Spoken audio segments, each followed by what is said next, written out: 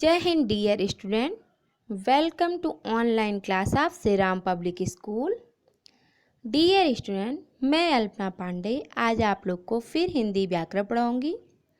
बच्चों, हिंदी व्याकरण में आज हम लोग समास के भेद, बहुव्रीहि समास तथा द्वंद्व समास, द्विगु समास और कर्मधारय समास के बारे में पढ़ेंगे। समास की परिभाषा, समास के भेद, अव्ययीभाव समास और तत्पुरुष समास के पहले भेद के बारे में हम आप लोग को पहले के वीडियो में अपने आप पढ़ा चुके हैं। संक्षिप्त रूप में हम आपको बता दे रहे हैं। यानी समास का सामान्य तथा साधारण अर्थ होता है संक्षिप्त करना, और समास की परिभाषा है दो या अथवा दो से अधिक शब्दों के मेल से जो हम नए शब्द बनाने की प्रक्रिया होती है या नया शब्द बनाते हैं, उसे हम समास कहते हैं। समास को ही समस्त पद तथा सामसिक शब्द भी कहते हैं तथा समास के सभी पदों को अलग अलग कर देना समास विग्रह कहलाता है। जैसे कि ये देशभक्त आपका समास है और इसमें देशभक्त का समास विग्रह देश का भक्त, ठीक है। तो देशभक्त समास है, देश का भक्त समास विग्रह है। और समास में दो पद होते हैं जिसे हम पूर्व पद तथा उत्तर पद कहते हैं। पूर्व पद है देश और उत्तर पद है भक्त। समास के संस्कृत में 6 भेद में माने जाते हैं, लेकिन हिंदी में मुख्य रूप से समास के 4 भेद माने जाते हैं। अव्ययीभाव समास, तत्पुरुष समास, द्वंद्व समास, बहुव्रीहि समास, ठीक है। तत्पुरुष समास के उपभेद होते हैं द्विगु समास और कर्मधारय समास, जो कि समास के भेद माने जाते हैं, ठीक है। अव्ययीभाव समास में पहला पद प्रधान होता है और अव्यय होता है, और इसका पहला पद प्रधान होने से इस प्रक्रिया का जो शब्द बनता है समस्त पद, वो अव्यय की भांति काम करता है, ठीक है। जैसे कि है प्रत्यक्ष का समास विग्रह आंखों के सामने। तत्पुरुष समास, जिस समास में दूसरा पद प्रधान होता है और पहला पद उसका विशेषण होने के कारण गौड़ हो जाता है, उसे हम तत्पुरुष समास कहते हैं। तत्पुरुष समास में कारक विभक्ति या एकाधिक शब्दों का लोप होता है। यानी जब समास विग्रह करते हैं तो हमें कारक विभक्ति चिन्ह मिलते हैं, ठीक है। कारक विभक्ति चिन्ह के आधार पर तत्पुरुष समास के कई भेद होते हैं, जैसे कर्म तत्पुरुष, करण तत्पुरुष, संप्रदान तत्पुरुष, अपादान तत्पुरुष, संबंध तत्पुरुष, अधिकरण तत्पुरुष तथा नय तत्पुरुष। अब इसके आगे का आज हम लोग पढ़ेंगे, तो आइए शुरू करते हैं। तत्पुरुष समास के उपभेद। तत्पुरुष समास के उपभेद है कर्मधारय समास और द्विगु समास, ठीक है। तो पहले हम लोग कर्मधारय समास में पढ़ेंगे। कर्मधारय समास में भी उत्तर पद यानी दूसरा पद प्रधान होता है, और इसका पहला पद जो होता है वो विशेषण होता है और दूसरा पद विशेष होता है। अर्थात दोनों पदों में से एक शब्द की उपमा दूसरे शब्द से की दी जाती है या तुलना की जाती है, ठीक है।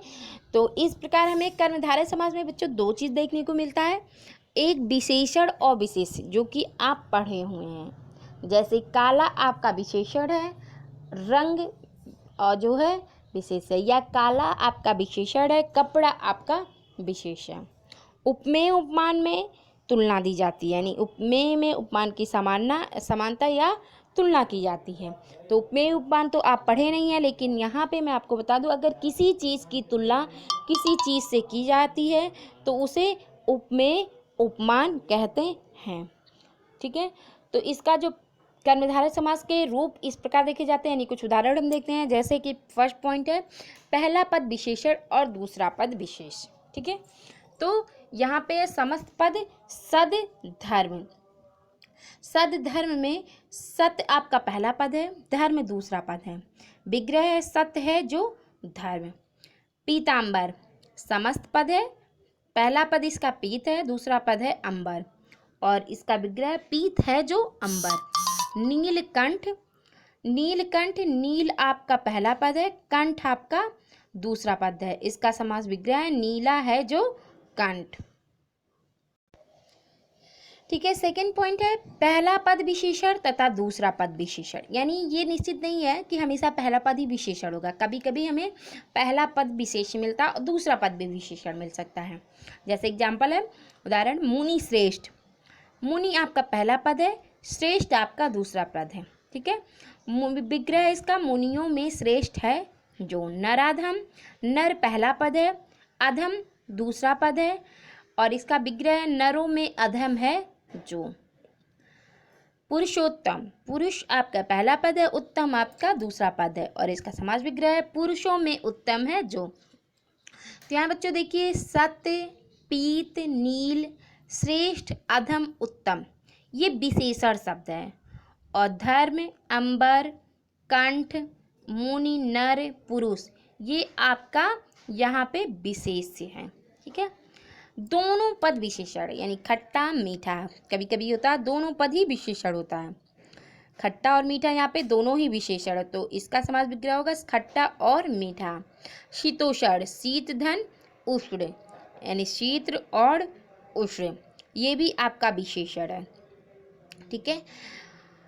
यहाँ पे फोर्थ पॉइंट है पहला पद उपमान तथा दूसरा पद उपमेय, यानी किसी चीज़ की किसी से जब हम तुलना करते हैं तो उसे उपमान और उपमेय कहते हैं। जैसे चंद्रमुख, पहला पद चंद्र है, दूसरा पद मुख है, चंद्रमा के समान मुख विग्रह है।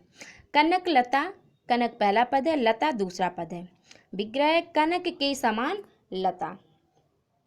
घन श्याम, घन पहला पद है, श्याम दूसरा पद है, समास विग्रह है घन के समान श्याम।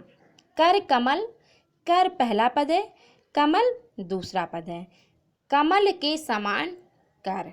ठीक है।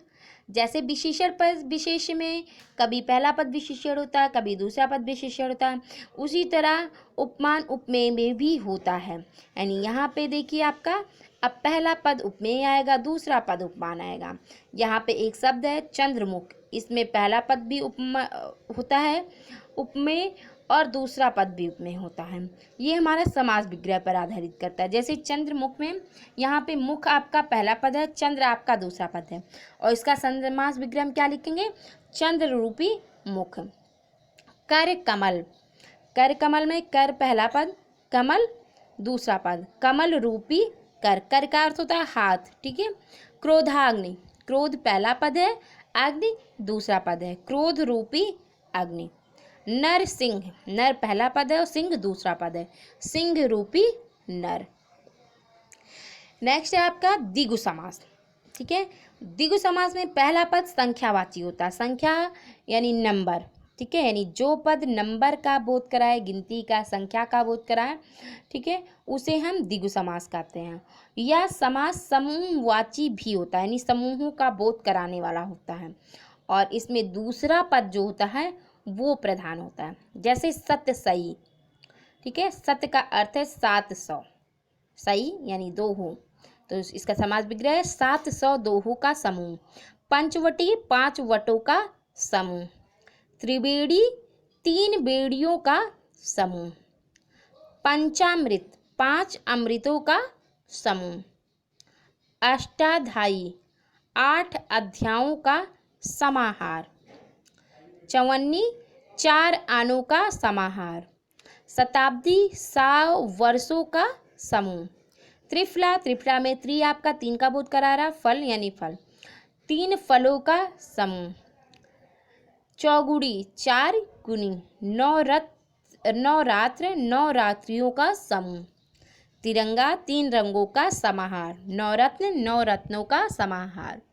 तो द्विगु समास में कहीं कहीं हम उस समूह लिखते हैं और कहीं कहीं हम समाहार लिखते हैं। द्वंद्व समास है जिस समास में दोनों पद समान हो तथा जिसमें कोई भी पद प्रधान न हो तथा इसमें दो शब्दों को मिलाने वाले समुच्चय बोधकों और तथा या अथवा यो का लोप हो, उसे हम द्वंद्व समास कहते हैं। जैसे माता पिता, राधा कृष्ण आदि। तो बच्चों यहाँ हम बता दें, जो द्वंद्व समास होता है इसके दोनों पद समान होते हैं। ठीक है।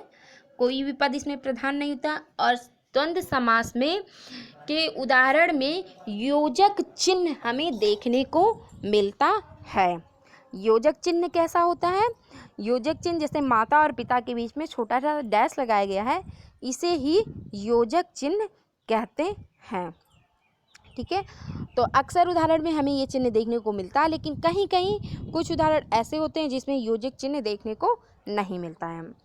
तो हानि लाभ, हानि और लाभ, माता पिता, माता और पिता, जीवन मरण, जीवन और मरण, धर्म अधर्म, धर्म और अधर्म, मान सम्मान, मान और सम्मान, अन्न जल, अन्न और जल, राधा कृष्ण, राधा और कृष्ण, रुपया पैसा, रुपया और पैसा, उल्टा सीधा, उल्टा और सीधा, यश अपयश, यश और अपयश, सत्य असत्य, सत्य और असत्य, स्त्री पुरुष, स्त्री और पुरुष।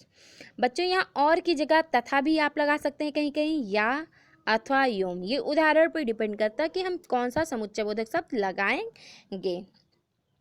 नेक्स्ट है बहुब्रीहि समास। जिस समास के समस्त पदों में कोई पद प्रधान ना होकर कोई अन्य पद यानी दूसरा पद प्रधान होता है उसे बहुब्रीहि समास कहते हैं। इस समास द्वारा बना शब्द विशेषण का कार्य करता है। बच्चों मैं आपको बता दूं, यहाँ पे जो आपका योग रूढ़ शब्द है, ठीक है, वही ही यहाँ पे बहुब्रीहि समास होता है। जैसे श्वेतांबर, श्वेतांबर का विग्रह है श्वेत अंबर वाली है जो, यानी सरस्वती। लंबोदर, लंबा है उदर जिसका, अर्थात गणेश। चक्रपाणी, चक्र है पाड़ी में जिसके, अर्थात विष्णु। घनश्याम, घन के समान श्याम है जो कोई, ठीक है। दशानन, दस है आनंद जिसके, आनंद का अर्थ था मुख यानी रावण। त्रिवेणी, तीन नदियों का संगम स्थल, विशेष स्थल। वीणा पाड़ी, वीणा है हाथ में जिसके, सरस्वती। चक्रधर, चक्र धारण करने वाला कृष्ण। चतुर्भुज, चार हैं भुजाएं जिसकी, विष्णु। अष्टभुजा, आठ भुजाएं हैं जिसकी, दुर्गा। पीताम्बर, पीला है अंबर जिसका, श्री कृष्ण। निशाचर, निशा में विचरण करने वाला राक्षस। दीर्घ बाहु, लंबी भुजाओं वाला, विष्णु। बच्चों कुछ शब्द ऐसे हैं जो बहुब्रीहि समास भी होते हैं और कर्मधारय समास भी होते हैं। तो उसी जगह कुछ समास ऐसे भी हैं जो बहुब्रीहि होते हैं और आपका द्विगु समास भी होता है। जैसे त्रिवेणी जो है आपका द्विगु समास भी है, बहुब्रीहि समास भी है। ये समास विग्रह पे आधारित करता है कि हम इसे द्विगु समास लिखेंगे या बहुब्रीहि समास लिखेंगे, ठीक है। उसी तरह पीताम्बर भी है, इसे हम कर्मधारय समास लिखेंगे या बहुब्रीहि समास लिखेंगे, समास विग्रह पे आधारित करता है। और कुछ विद्वान जो है कर्मधारय समास तथा द्विगु समास को भी तत्पुरुष समास का भेद न मानकर इसकी गणना नहीं करते और कुछ जो है इसे समास का भेद मानते हैं। यानी अगर हमसे क्वेश्चन प्रश्न पूछा जाता है कि समास के कितने भेद होते हैं तो हम 6 लिखेंगे। अगर हमसे पूछा जाए समास के मुख्य रूप से कितने भेद होते हैं तो हम 4 लिखेंगे। संधि और समास में अंतर, तो संधि वर्णों के मेल में होता है, ठीक है, और समास शब्दों के मेल में होता है। यानी संधि में पहले शब्द के अंतिम वर्ण और दूसरे शब्द के पहले वर्ण में परिवर्तन होता है और समास जो दो शब्द होता है 2 या 3 उन शब्दों के मेल में ही परिवर्तित कर देता है। समास में पदों के बीच परसर्गो क्या है, कारक विभक्ति जो चिन्ह होते हैं उसे परसर्ग कहा जा रहा है, या समुच्चय बोधकों का लोप हो जाता है। जबकि अनेक शब्दों में समास व संधि दोनों होते हैं। यानी कुछ शब्द ऐसे होते हैं जिसमें समास भी होता है और संधि भी होता है। जैसे उदाहरण है सद धर्म, ठीक है, तो ये आपका समास भी है और ये आपका संधि भी है। संधि सत धर्म जब रहता है तब सत धर्म होता है। संधि में वर्णों के योग से वर्ण परिवर्तन होता है जबकि समास में ऐसा नहीं होता है। अब यहाँ पे कुछ समास हैं, कर्मधारय समास और बहुब्रीहि समास में अंतर। कई बार विद्यार्थी कर्मधारय और बहुब्रीहि समास को चुनने में संदेह उत्पन्न हो जाता है। जैसे पीताम्बर, पीताम्बर आपका दोनों समास है। पीले रंग के अंबर है जिसके, श्री कृष्ण, अगर आप यहाँ श्री कृष्ण लिख रहे हैं तो आपका ये बहुब्रीहि समास हो जाएगा। पीत रंग के अंबर तो आपका कर्मधारय समास हो जाएगा। ऐसे है नीलकंठ, नीला है कंठ जिसका, अर्थात भगवान शिव, तो आपका बहुब्रीहि समास हो जाएगा। नीला है कंठ तो आपका कर्मधारय समास हो जाएगा। बहुब्रीहि समास में सामसिक पद के दोनों पदों में विशेषण विशेष का संबंध नहीं होता, बल्कि वह समास अन्य किसी संज्ञा का विशेषण करता है, यानी किसी विशेष के लिए वो प्रयोग होता है। जैसे लंबोदर, लंबा है उदर जिसका, अर्थात गणेश भगवान, यानी गणेश भगवान का ही उदर, यानी उदर का अर्थ होता है पेट जो होता है, वो सबसे बड़ा है, बाकी किसी का नहीं है। ठीक है, तो यहाँ बहुब्रीहि समास कौन है? लंबोदर। द्वंद्व समास और द्विगु समास में अंतर। द्विगु समास का पहला पद संख्या का बोध कराता है, यानी संख्यावाची विशेषण होता है, जैसे पंच तत्व, 5 तत्वों का समूह। और द्वंद्व समास में दोनों पद प्रधान होते हैं, यानी अर्थ की दृष्टि से दोनों पद स्वतंत्र होते हैं तथा इनके बीच के संयोजक शब्द अथवा और लुप्त हो जाते हैं, जैसे राजा प्रजा, राजा और प्रजा। बच्चों, ये पाठ हमारा यहीं पे समाप्त होता है। ठीक है, और यहाँ पे हम एक्सरसाइज और क्वेश्चन आंसर शेयर कर रहे हैं, आप अपनी उत्तर पुस्तिका में उसे लिखिएगा और जो उदाहरण दिया गया है उसका समास विग्रह करके तैयार कीजिएगा। Thank you and have a nice day.